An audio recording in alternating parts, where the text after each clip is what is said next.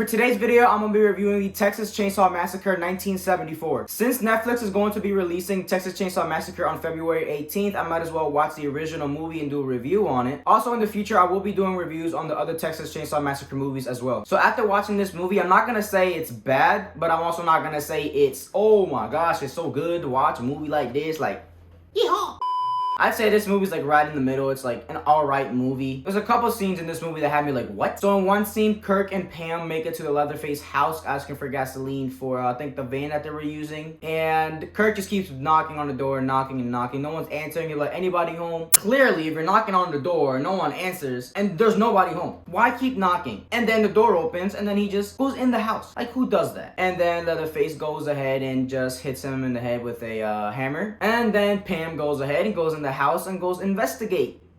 Yeah, because everybody likes someone that investigates. But then Pam makes her way into the house. Then Leatherface sees her, grabs her, and puts her on a hook. People in horror movies do not make the best decisions. This movie didn't really have that many kills. It only had 5 kills. It had Pam, Kirk, Jerry, and Franklin, and Leatherface's brother. I do not remember his name, but he got run over by a truck. The kills in this movie weren't as creative as I thought they were gonna be. So basically the kills were Kirk gets hit by a hammer and dies. Then Pam gets grabbed, put on a hook, and then also dies by the hook. And then Jerry gets hit by a hammer really one time and he's done, he's dead.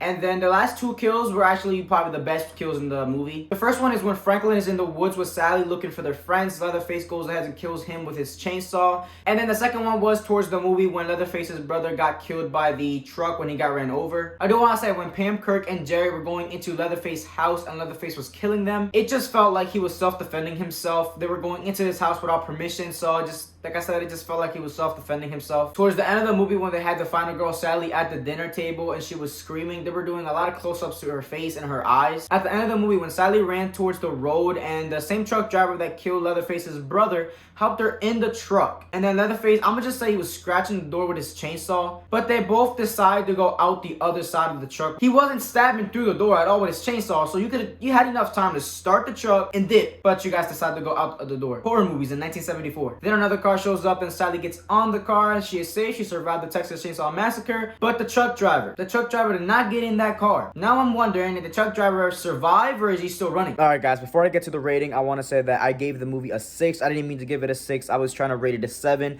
but I said 6 by accident, just to let you guys know that. Enjoy the rest of the video. I'm gonna be rating and giving this movie a 6. I feel like the movie could be better, especially with the kills. If you guys have any movie suggestions you guys want me to watch so I can do a review on it, just let me know in the comments and I will watch the movie and do a review on it. But make sure you guys subscribe, like this video, and turn that bell notification on so you guys know when I upload.